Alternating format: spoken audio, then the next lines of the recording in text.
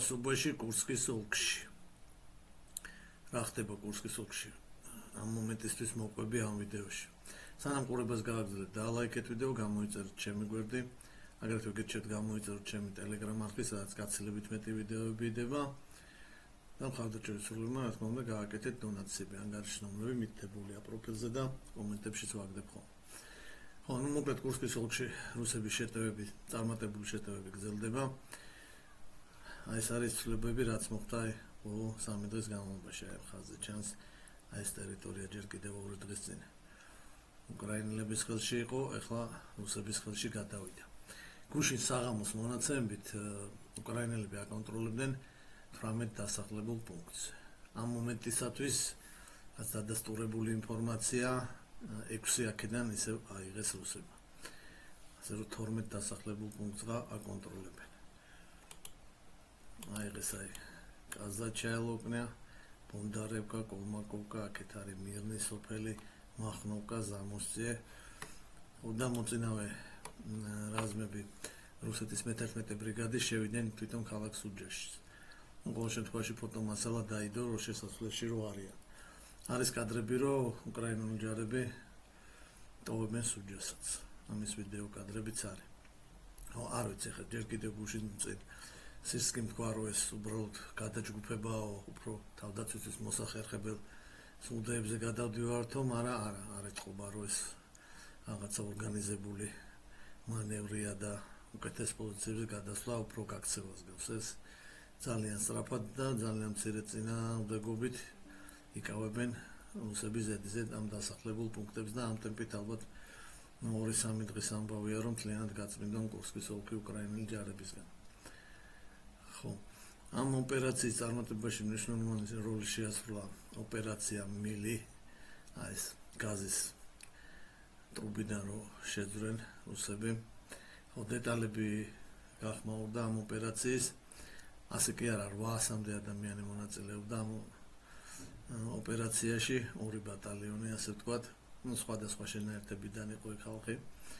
3 კვირა ამზადებდნენ ეს გაზი ამოაკაჩავეს, მერე ჟანგბადი შეუშვეს, მერე ეტაპობრივად შედიოდნენ იქ რაღაც ადგილებს თავმოყრისას აწყობდნენ, შექონდათ ეს საბრძოლო მასალა, რაც იქნებოდა რა საჭირო ამ ოპერაციისთვის. გააკეთეს რამოდენიმე ადგილას, სადაც უნდა ამოსულიყვნენ ეს ადგილები.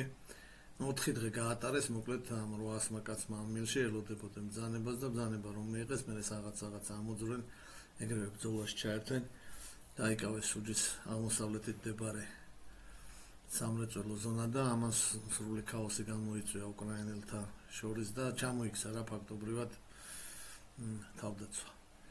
ამის პარალელურად სხვადასხვა მხრიდან შეუტიეს რუსებმა ლოჯისტიკა გადაკეტილი ჰქონდათ პრინციპში, სრული დატვირთვით მუშაობს რუსული ავიაცია, ვერტმფრენები ეს ავიაბომბებს იყენებენ. ხო, დღისით და ღამით.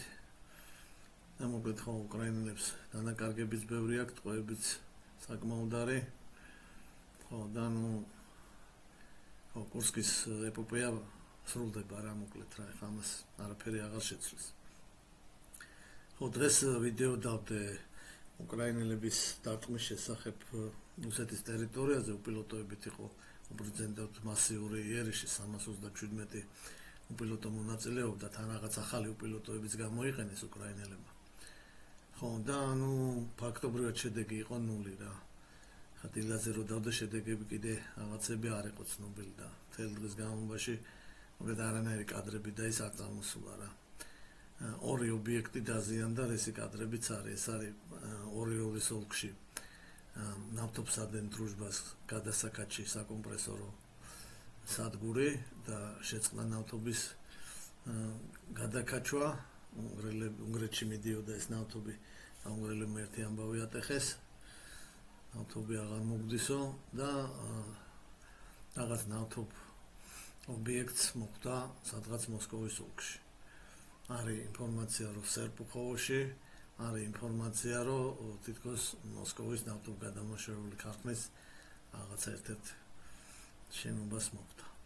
300 უპილოტოს პირობაზე ეს არის ფაქტობრივად არაფერი. რუსულმა პატრიოტებმა იმუშავა ძალიან მაგრად.